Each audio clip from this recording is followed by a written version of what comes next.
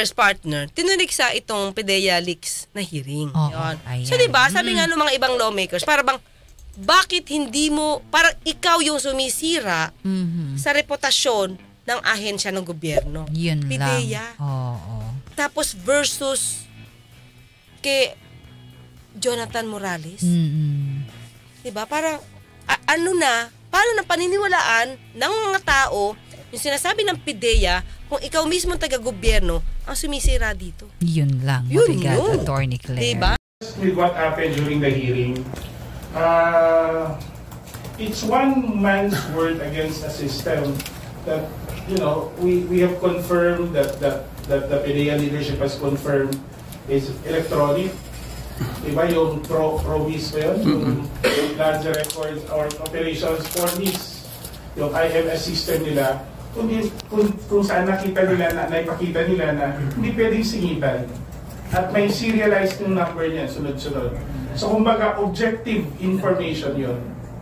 Ang sinabi ng isang may record ng credibility ay questionable, sabihin na lang natin, no? Isang dismissed PDEA agent, marahil kitang-kita naman ng taong bayan kung sino ang dapat paniwalaan. Hindi ko lang alam kung bakit yung kasama nating senador, yun ang gusto niyang paniwalaan. Ano? Pero ako, siguro ito na yung ingay ng politika na dapat nating iwasan. Ako, para sa akin, no, nakakapagtaka din. Kasi nga, kung titingnan mo yung dalawang panig, isa po yung former agent ng PDEA na nagsasabi na totoo itong dokumentong ito, at ito naman, yung mismong PDEA na. Yung mismong ahensya na ang nagsasabi na walang katotohanan yung dokumentong yan, peke yan, non-existent yung dokumento na yan. So, kanino ka po maniniwala, no? So, kung hindi ka maniniwala sa mismong ahensya, you're questioning the integrity of the whole institution and the whole agency itself. And that's something, coming from a former PNP chief po ang ating senator, it's something that he needs to, he needs to trust the agency. Okay, Dea, ito po, disgraced agent na. Bakit po tayo maniniwala sa sinasabi niya? And sa ngayong panahon na talaga, napakadaling mag-fabricate ng mga dokumento online. Even there's so much technology ngayon po, nakakatakot na nga po online ngayon eh. Dahil hindi natin alam kung anong paniniwalaan natin. Hindi, talagang kailangan nating suriin mabuti ang nakikita natin online dahil napakahirap na talaga makita kung ano yung totoo at ano yung hindi. So, ang dali pong i-fabricate ng ganung dokumento na hindi porket may punch-hole o may mga data doon or may mga information doon na posible ay totoo. Hindi ibig sabihin totoo na kagad yung dokumentong yun. Eh mismo yung ahensya na po nagsasabi na hindi nga ito totoo. Bakit natin papaniwalaan ng ang mga taong dati namang may bahid sa kanilang history, may bahid na sa kanilang career. Diba? Bakit tayo maniniwala sa taong ganun? Para sa akin po napakadaling i-distinguish kung sino po nagsasabi rin ng totoo at sino nagsasabi ng kasinungalingan. Thank you. If I may add lang, nakakalungkot lang no, minsan na ang ingay ng politika umabot na sa level ng ganito. Meron tayong presidente na napakasipag at mula nung umupo sa pwesto ay tuloy-tuloy ang kanyang pagtrabaho para may angat ng buhay ng ating mga kababayan. Pero merong ilan na talagang patuloy na hindi napapagod rin na ibagsak pababa ang ating bansa. At sana pagmatsyag po ang ating mga kababayan, ang ating mga kapwa Pilipino, makita nila sino yung para sa ikabubuti natin at sino yung nag-iingay lang para sa mga pasarili ng pag-interes. So, sasabihin ko na, diretsuhan, tinutuligsa nila si Senator Bato. Bakit? Kasi naman mga kayubi, ilang beses nang pinahindian, sinungalingan na may nag-i-exist na PDEA document. Diba? Start pa lang ng prayer rally, wala pa napapakita si Pangulong Duterte. Sinabi na ng PDEA sa kanang PNP, wala sa listahan nila si PBBM. Oo, Pangulong Marcos Jr. So hindi yun tumigil kasi wala napakita. Diba? Ulit na naman. So, di natin alam kung gawa-gawa itong dokumentong to. So, ang una kong, actually, yung una sabi ko sa mga kayubi, yung una kong pinakinggan yung hearing, di ko ito naisip. Kagabi ko lang naisip na Kaya kailangan mag-hearing dyan. Sa may At kailangan Kongreso. si Senator Bato ang Senado. mag-open ng issue para ma-justify nila yung sinabi ni Pangulong Duterte na may PDEA report. At katawan yan. Nung ako'y mayor, pinakitaan ako ng evidence ng PDEA. Doon sa listahan, nandoon yung pangalan mo. Former top cop turned Senator Bato de la Rosa is convinced that the documents supposedly linking President Bongbong Marcos to alleged drug use are not fabricated. The documents in question are the Philippine Drug Enforcement Agency's authority to operate and a pre-operation report supposedly dated March 11, 2012. In an interview on Wednesday, May 1, de la Rosa says the documents are not AI-generated, nor are they fabricated. He explains that the punch holes seen on the document make it seem like it was removed from a folder, signatory to the documents. According to de la Rosa, he is convinced by Morales' disclosure because the former PDEA official is what the senator deems as very straightforward. However, de la Rosa says this does not mean that the subject personalities in the alleged leaked documents were already confirmed to be drug users, as they are still subject for validation. Diba? Kaya sabi ko, kung hindi yan ang nasa puso ni Senator Bato, wag ikaw ang mag-lead ng hearing. Okay, Diba? attorney. Kasi, sabi ko, sino bang kakampihan niya? Gusto niya bang yung kaibigan niya? Yung dating niyang bossing? Yung nagbigay sa kanya ng posisyon ng PNP chief? Sabihing sinungaling? Siyempre. Matitiis ba yun ni Senator Bato? Ay, nako. Yun lang talaga, attorney, ang tanong doon. Diba? Kaya nga,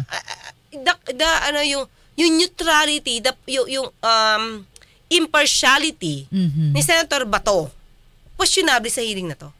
Of course. Talaga naman, Diba? attorney. Kitang-kita naman. Oo, kasi ang involved dito, ay dating... yung sinasabing, yung salita ni Pangulong Duterte, di ba? At kung ano man na, at yung opinion ng tao kung totoo ba ang sinasabi nito. Kasi ang dami nagsasabi na gawa-gawa. And mind you kasi partner, isa pa, maliban kasi dito partner, lumalabas kasi na sanay si Pangulong Duterte magplanta ng ebidensya. Oh, yun lang, Attorney Claire. Hindi akin yan ha. Oo. Umamin siya dyan.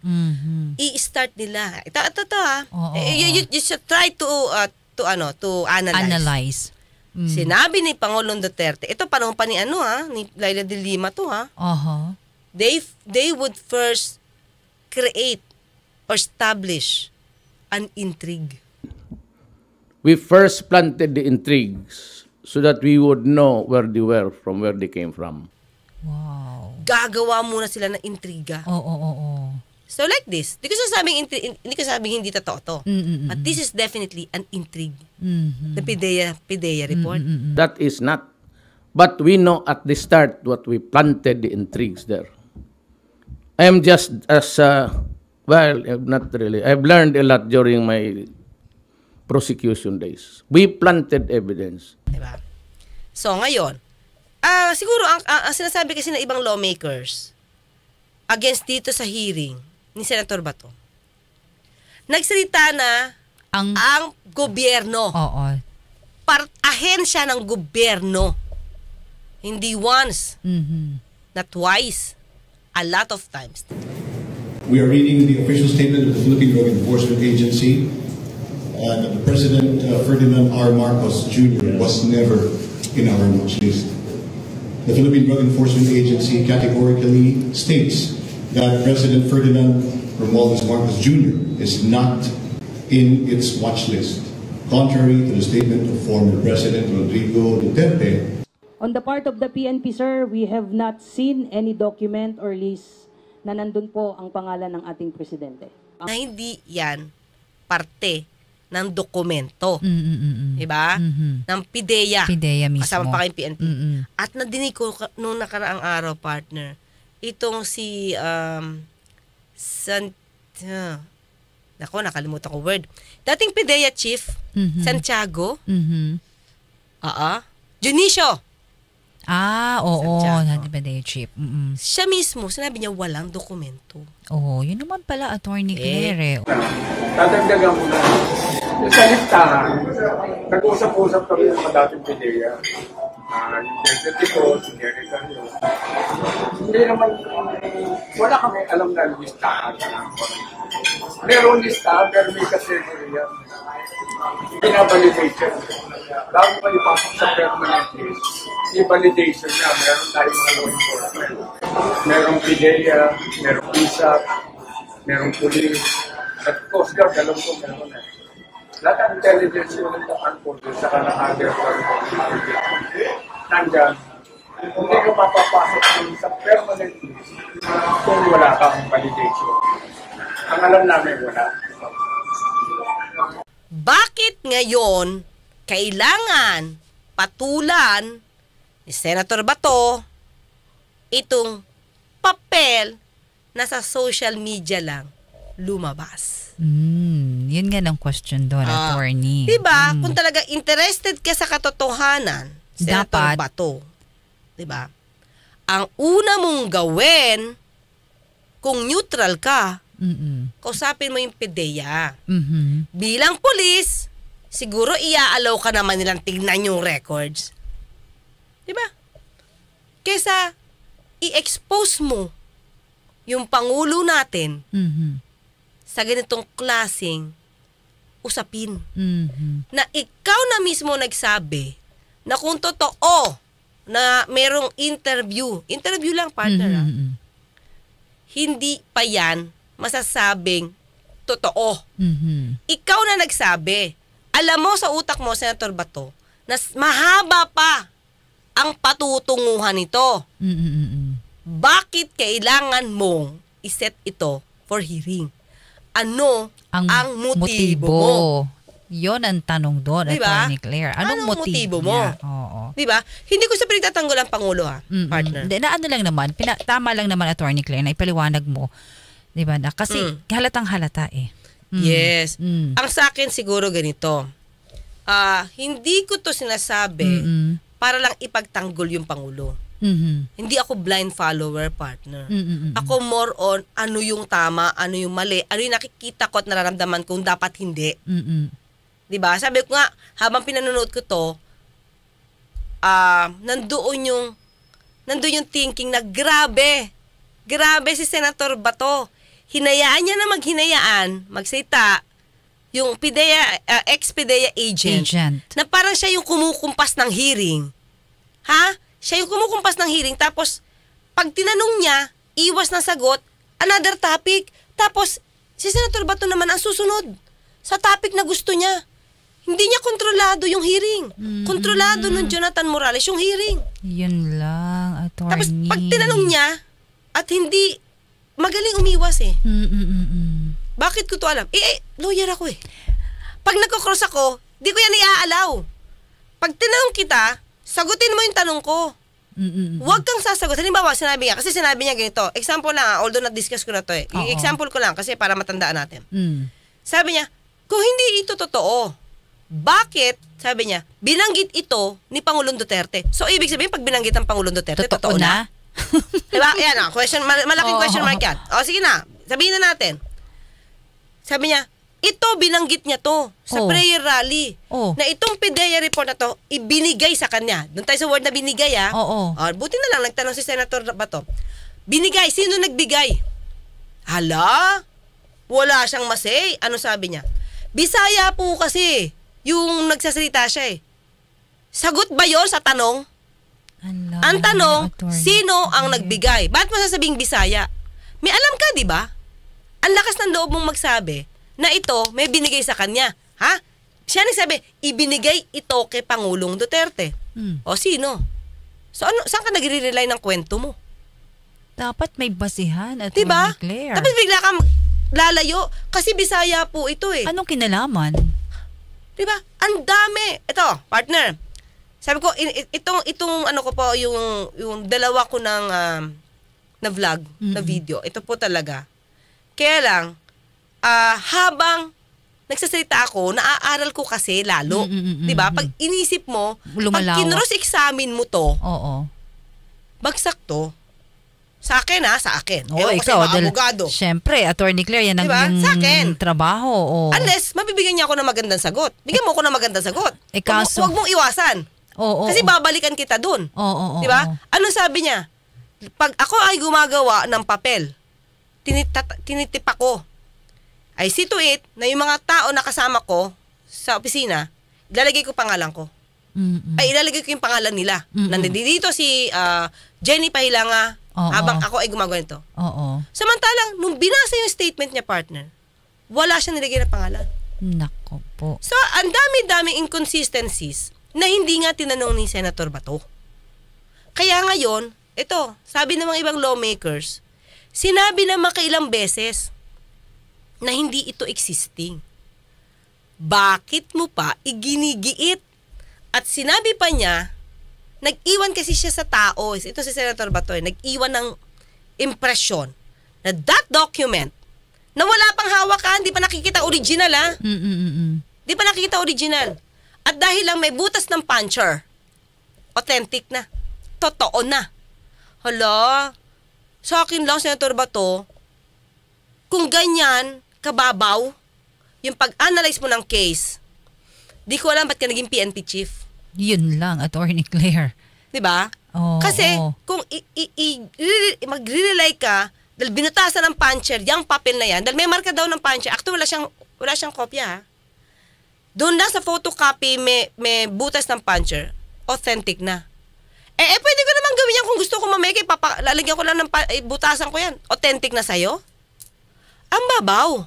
Diba? Ang dami mo pwede kang mag-rely, kumuha ka ng dokumento sa PIDEA, makipagtulungan ka sa NBI. Bago mo, hayaan ang taong ito na ilaglag ng ilaglag ang Pangulo. Imagine naman, partner, ang topic lang dito, kung tutusin, kung totoong meron. At kung meron, bakit nag-leak? Bakit ngayon, ang nire-request ngayon, ng Jonathan, dapat dahil lumabas na daw yung issue, dapat imbestigahan na ng PIDEA. Yung mga taong involved. Tanda natin, that's 2012. Tagal na, Attorney. Kahit naman totoo nag-exist yan, bakit mo naman i-imbestigahan yung 2012 pa nangyari? Yung pa lang dapat inisip na ng Senator Bato That's 2012. Ano yan, for life? May liability? Kung totoo man yun, anong gusto mo? Ipahiya? 2012 pa yan? Kung halimbawa man, gumamit, halimbawa, ano ba tawag sa marijuana, mga kayubi? Chonky. Shonke. Chonky ba? Chonke. Ano mo ganon? 2012. Ano gusto mo? Pababain ng Pangulo dahil sa nangyari sa 2012? Kung totoo babaw. Diba? So sa akin lang, partner, may motibo sa paghiring nito. And knowing that, close siya with former President Duterte. Diba?